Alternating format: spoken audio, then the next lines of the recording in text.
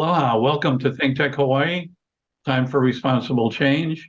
And we're going to talk about how things are, how things have changed, and where they might need to go in teaching and learning, particularly in the US, not necessarily limited to there, and we'll see where that takes us. We have with us today David Larson, law professor at Mitchell Hamlin School of Law. He's in the Twin Cities where they're approaching 2 feet of snow.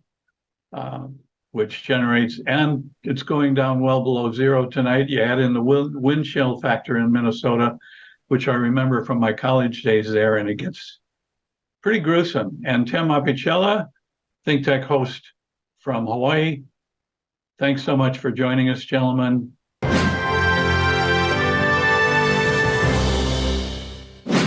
Okay, David, Tim, what's happening in learning and teaching in this country? What are causes for concern? What are maybe areas for some hope? Hey, David, you've been doing it for a good number of years, now at the law school level. What's out there on the radar? Well, there's a lot going on. Certainly, the pandemic has changed the way we teach. It's really fundamentally changed the way we teach and the requirements we have for teachers, both at higher education and even down to kindergarten. For instance, one thing that teachers really didn't have to worry about as much as they do now is having to assist their kids with trauma. I mean, kids in school always have experienced trauma, but now trauma has been almost universal in terms of the kind of disassociation from all their peers and the routines they've known when going to school. It's really been pulling the rug out from under the kids. And I think for many, many kids, it's been very unsettling. And one thing we've had to ask teachers to do is to kind of deal with that trauma. And one of the challenges is that nobody really trained them to deal with that trauma. That wasn't part of their teaching degrees and their majors.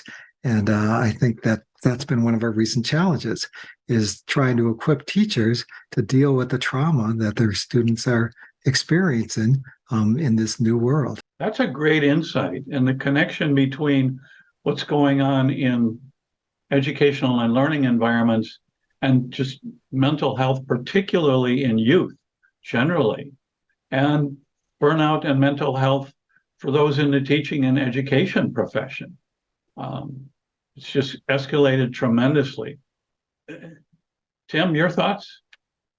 Well, if I'm a teacher, it's just a different playground, no pun intended, different playground than what it was pre-COVID and now post-COVID. And certainly over the decades, look at the resources teachers don't have. Personal resources, meaning wages. Can they earn a living wage as a teacher? The answer you hear from many teachers is no, I can't. And forget the argument that, well, teachers only have to teach 9 months out of the year or 8 months out of the year. That argument doesn't hold water anymore. So look at the resources that teachers need to have to be effective teachers and stay in the profession. Look at the issues they have in the classroom. Class size is one issue, of course. Materials for their students.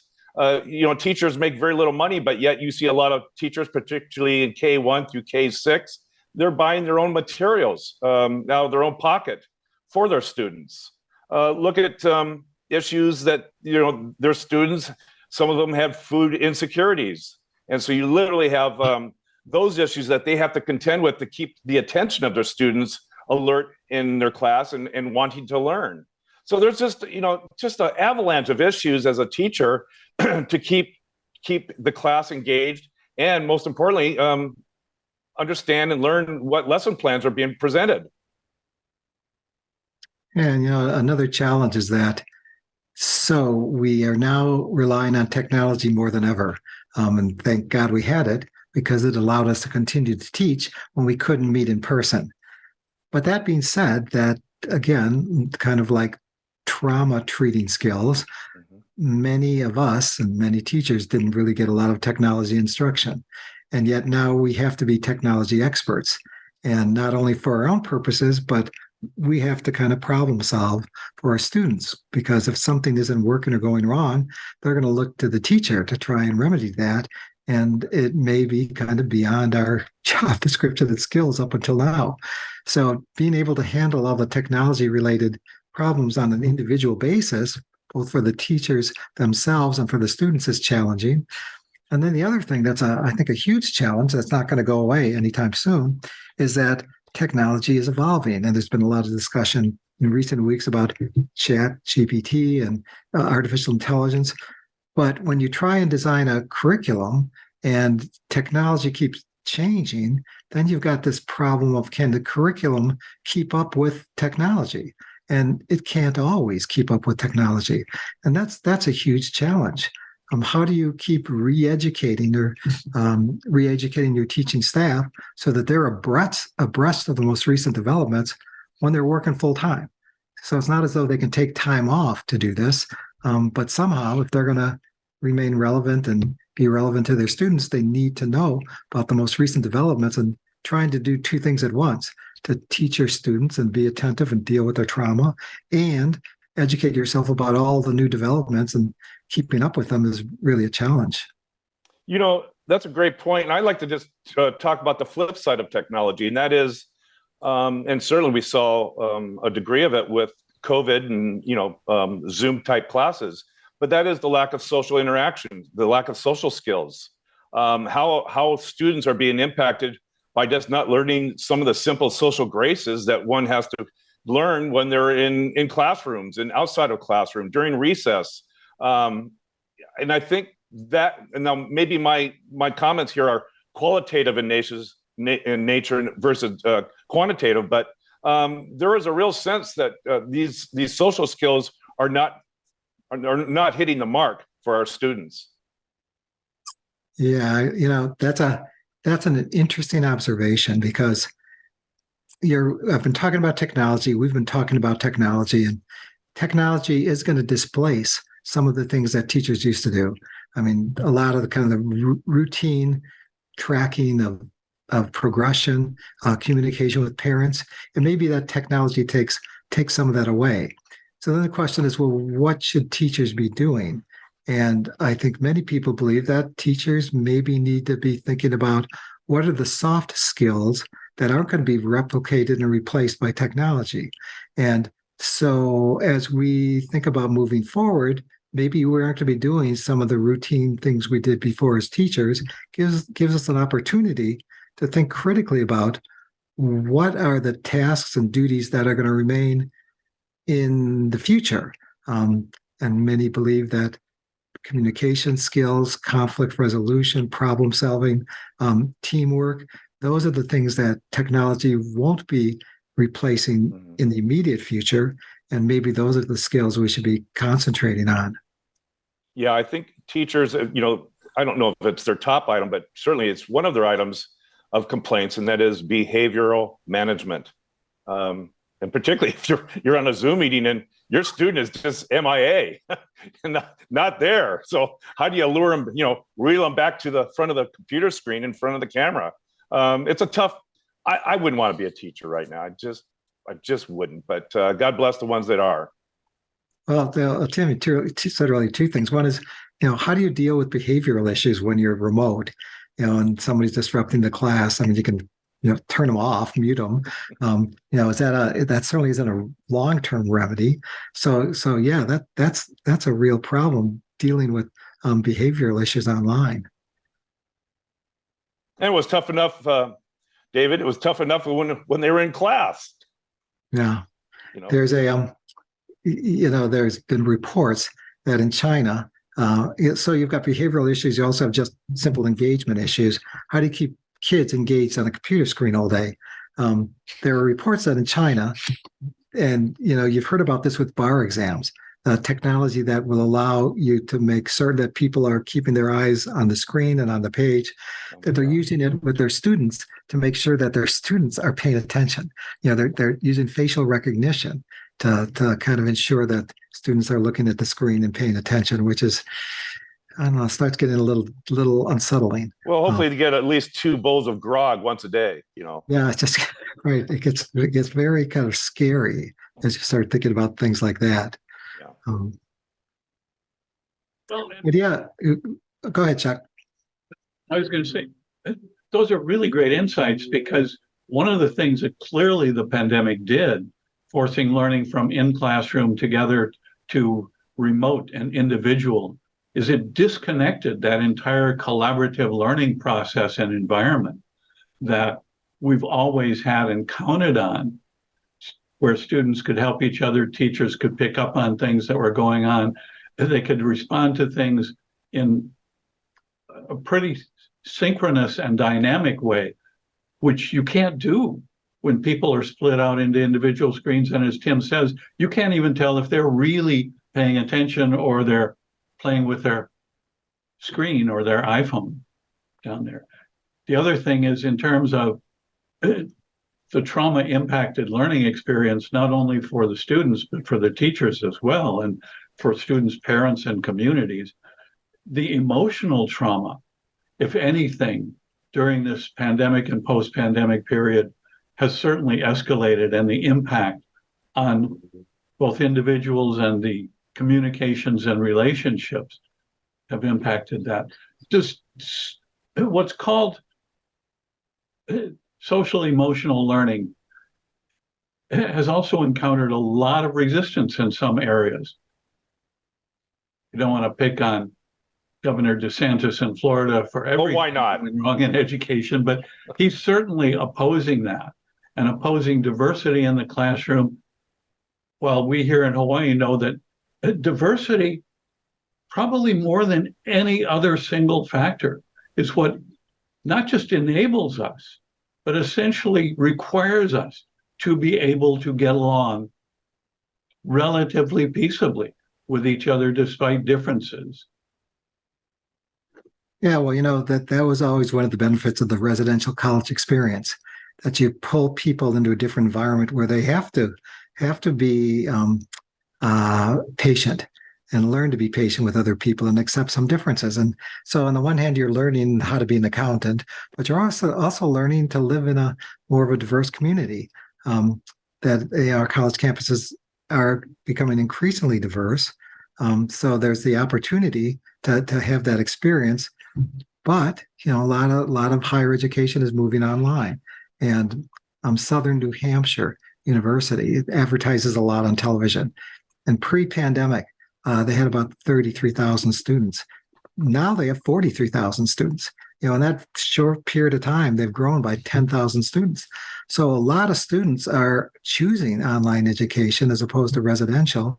And are we losing something? Are we losing the ability to gain some of those social skills that we used to have when we threw them into dorms that maybe weren't the most modern or the most comfortable, although I think these days they're getting more modern and comfortable, but put them in some adverse living conditions where they had to learn to adapt. If you're just staying at home, keeping pretty much everything else in your life the same, maybe we're losing something there. And that's a great point. Tim, David, is it your sense that the technology seems to be bringing students and teachers together and bridging differences or magnifying them, expanding on them?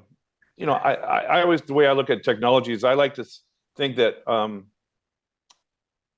the human element directs technology, not technology dictates and directs the human condition.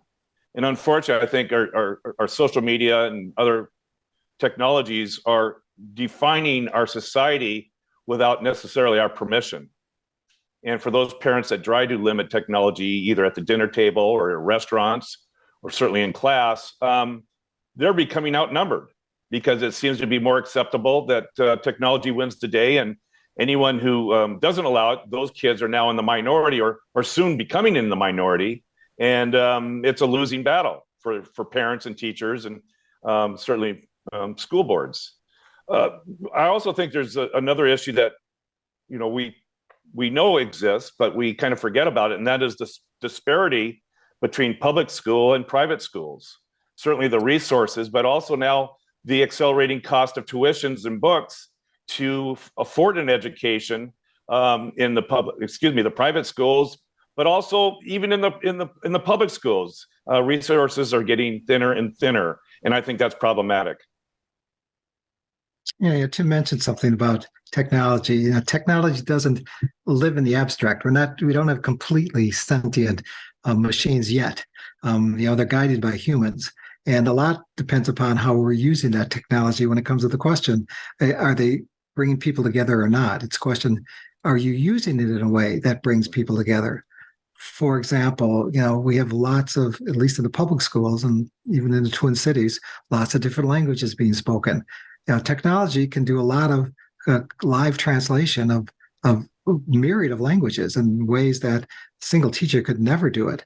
So, there are capabilities in technology that could help us bridge gaps if we think about it and you use it in a kind of a mindful manner. So I think it definitely has the potential to bring people together. And, again, distance becomes irrelevant. So you can bring people together from different cultures and different places that otherwise would never run into each other on the street. So a lot's going to depend on us, how we use that technology. And can we use it in a way that's productive in terms of closing those gaps? Or are we going to let it kind of run its course unsupervised? Maybe let people flame, and all those things can happen. You can have bullies online. If we're not watching it, it can be very destructive. And that's a really valuable insight, because you folks have brought up now a critical fundamental issue. Can technology be managed in a way that helps bridge and connect communications and relationships collaboratively and productively, as opposed to divisively, the way that social media has? And we've got algorithms that are now just not only managing communications, but engaging in independent communications. Some of them, chatbot or ChatGPT has been able to do some things reasonably well and some not so great. Bing, on the other hand, recently came out with an example in which communications became very personal, very offensive, very inappropriate. And that's even with the resources behind those things. Yeah, the New York Times article, the reporter's experience using it. And the longer he talked, the more disturbing the conversation became. He basically the AI was trying to break up his marriage. Just very odd communications. And other people have reported the same thing. And in fact, what's happening is the suppliers are deciding that the longer you talk, the weirder it seems to be getting. So we're going to put time constraints on it. You can engage with it for 15 minutes, no longer, no extended conversations. So that's kind of the short-term fix, is we'll just give you limited exposure to it. But the fact that this happened, and we saw it happen, and we didn't expect it to happen, should set off some alarm bells. Yeah. David, your point you just made reminded me of a story. Now, I don't know if it's 100% true or not, but allegedly, President Eisenhower went to the Pentagon to see the new big supercomputer. And he typed in a question: is there a God? And the response was, there is now. So technology, in my mind, is a great tool, but only if the tool is properly formed, as we've been talking about. And we're going to have the Supreme Court come in here shortly with a decision, or not a decision, about 230 and the use of Rule 230 in social media. And I'm not sure we've crafted technology properly. We haven't set the guardrails up in place first. We let the technology take place first and see where the guardrails should fall, after the fact. And I think education is in the same experience. We're all kind of feeling our way through the new uses of technology and how that impacts education. And I think everyone thought it would be for the benefit and for the positive aspects of education. But I'm not sure that's all the way it is. Yeah.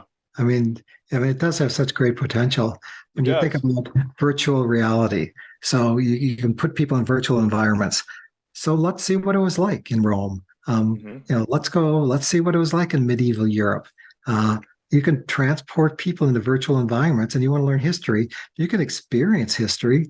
What a tremendous learning device. That's a great point. Wow. Never thought about that. You've got augmented reality, which is different than virtual reality. That's where images are superimposed upon what you're actually experiencing in real time. So you can get like feedback, real-time feedback from other resources while you're experiencing something in real time, which again would change exponentially what that experience would be like. So I don't think we've really explored either of those very much yet, but those, I think, two developments have great potential for education.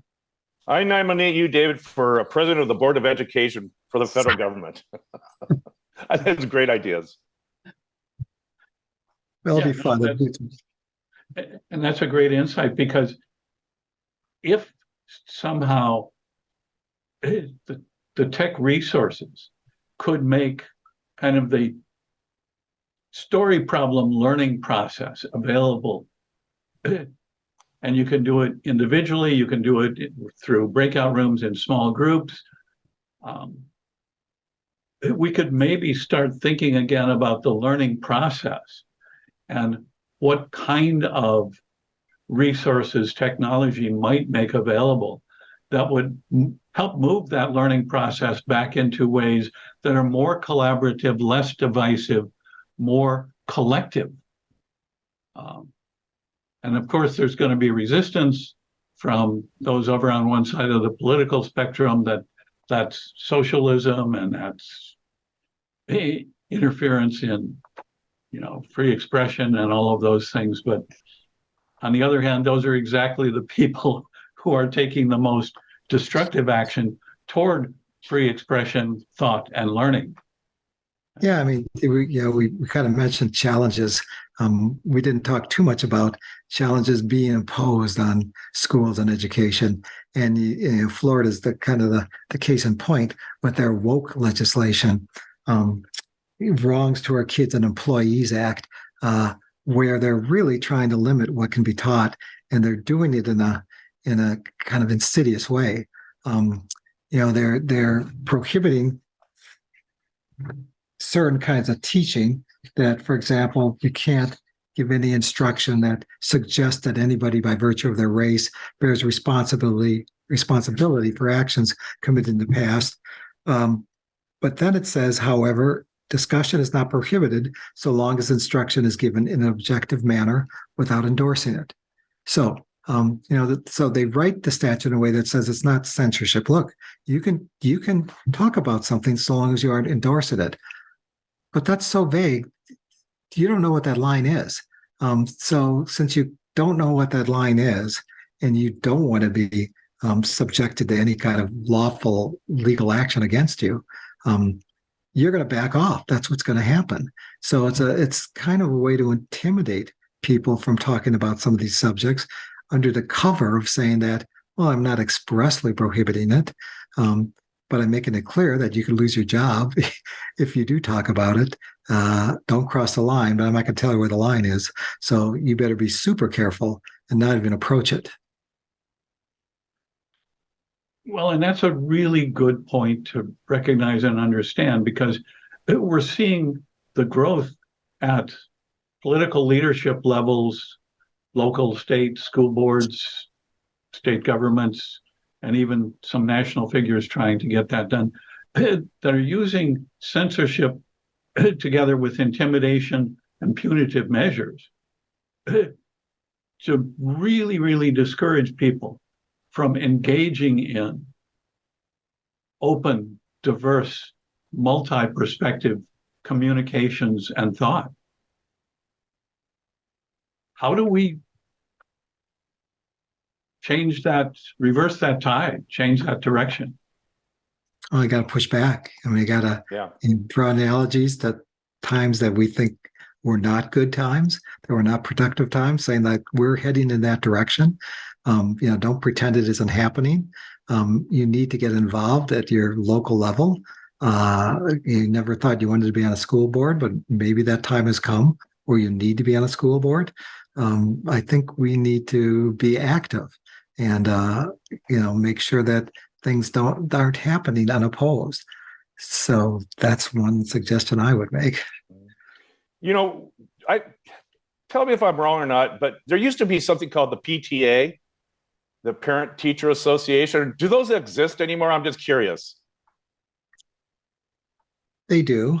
They do. Okay. Yeah. When our daughter know.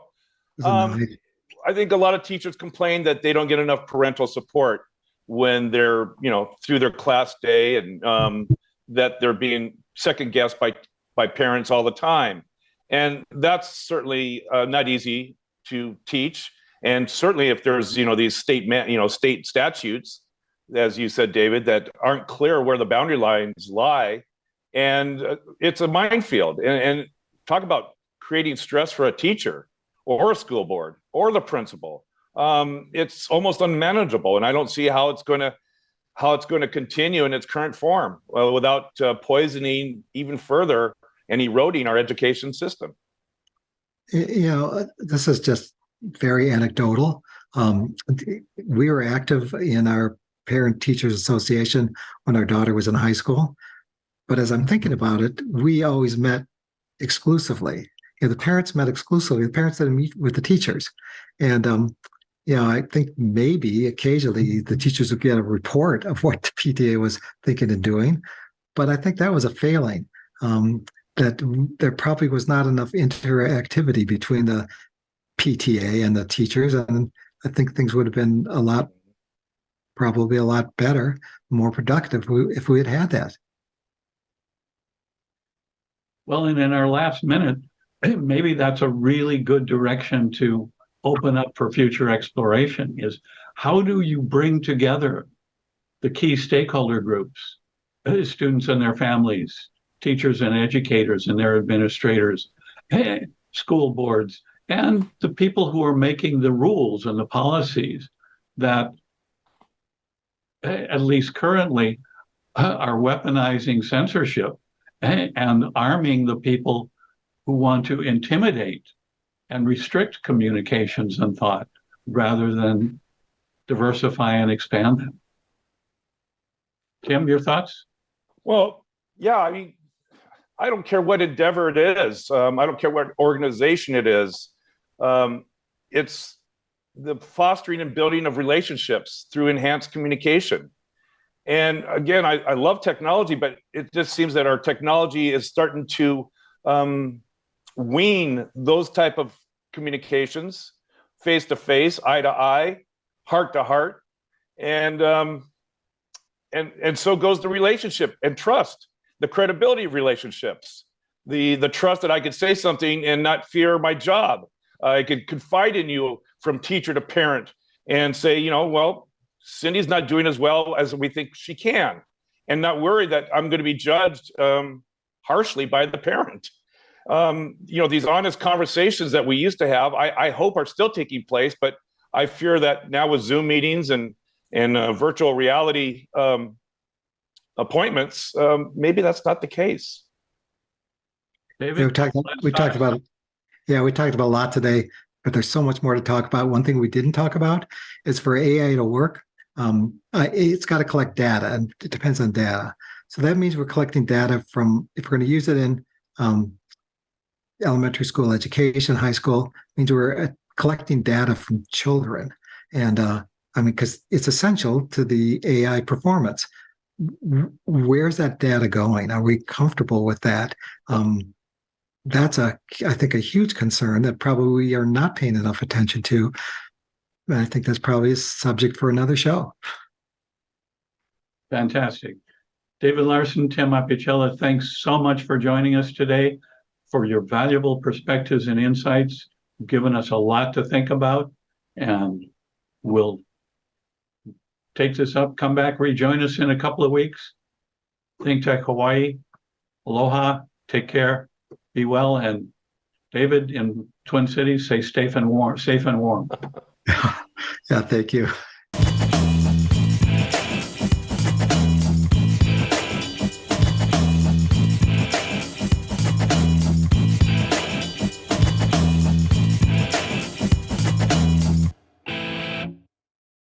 Thank you so much for watching ThinkTech Hawaii.